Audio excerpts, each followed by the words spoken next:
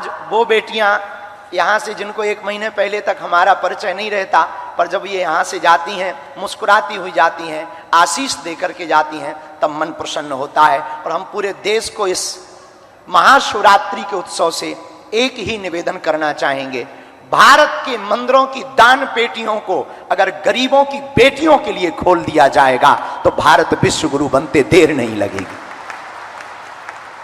इसी संदेशा के लिए हमारा उद्देश्य है कि भारत में जितने भी मठ मंदिर महात्मा हैं, निश्चित रूप से धर्म के केंद्र हैं, पर वो परमार्थ के केंद्र होंगे तो समाज के सबसे निम्न, जिनको लोग कहते हैं ये बहुत पीछे वाले हैं, हमारी दृष्टि में इस देश में ना कोई बड़ा है ना छोटा है, इस देश में सब हिंदुस्तानी है, सब भारतीय हैं और सबको रहने का अधिकार है। इसी संकल्प को जन जन तक पहुंचाने के लिए हर वर्ष इस उत्सव को करवाया जाता।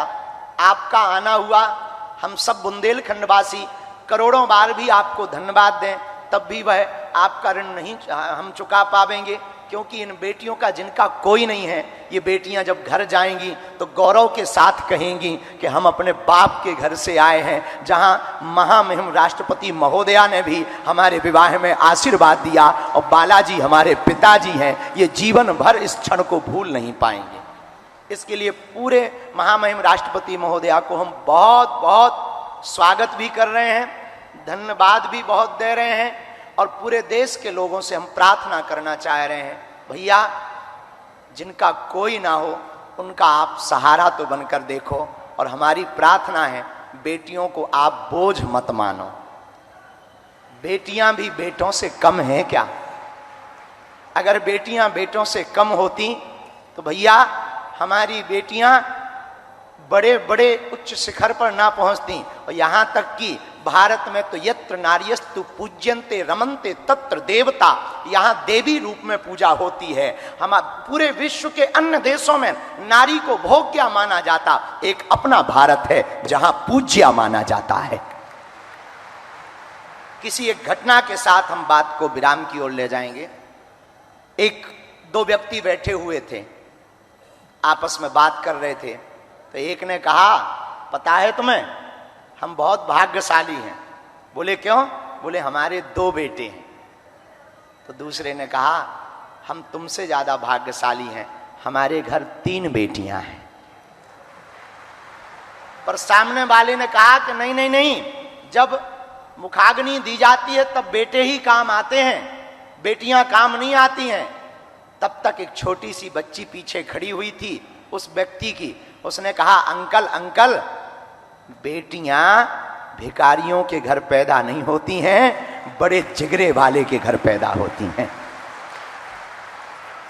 जिनका बड़ा दिल होता है, और वो बाप कितने बड़े दिल का होगा जो 20 साल तक बेटी को पालता है, पोसता है और बड़े हर्ष के साथ उन बेटियों का कन्यादान कर देता है। हमारा भारत अद्भुत है। इस भारत में बहुत से ऐसे लोग हैं जो निराश्रित हैं, बहुत विचित्र विचित्र परिस्थितियों में जीवन जी रहे हैं। पूरे विश्व के लोगों को और भारत के मंदिरों के आचार्यों को हम हाथ जोड़ करके करबद्ध प्रार्थना करना चाह रहे हैं। इसी संदेशा के लिए यह कार्यक्रम किया जाता है कि हमें प्रत्येक व्यक्ति को यह संकल्पबद्ध होकर के आज जाना है कि मंदिरों की दान पेटियों की राशि को गरीबों की बेटियों में लगाना है। पुनः पुनः साधु समाज और जो बेटियां आज हमारे अंदर, क्योंकि इन बेटियों की आज विदाई भी है तो भावुक बहुत हैं, हम बहुत ज़्यादा बोल नहीं पाते इन बेटियों को देख करके, तो हम ज़्यादा कुछ ना कहते हुए महामहिम राष्ट्रपति महोदया का, आए हुए संत जनों का, माननीय मुख्यमंत्री जी का, राज्यपाल महोदय का हम बहुत बहुत, और यहाँ के क्षेत्रीय सांसद हमारे भैया श्री BD शर्मा जी का, आप सबका हम पुनः पुनः बहुत साधुवाद कर रहे हैं कि इन बेटियों के उत्सव में आप पधारे हैं। और इन बेटियों को भी हम कह रहे हैं, बेटियों तुम जब घर जाना तो मुस्कुराते हुए कहना, हमारे ब्याह में महामहिम राष्ट्रपति महोदया भी आई थी।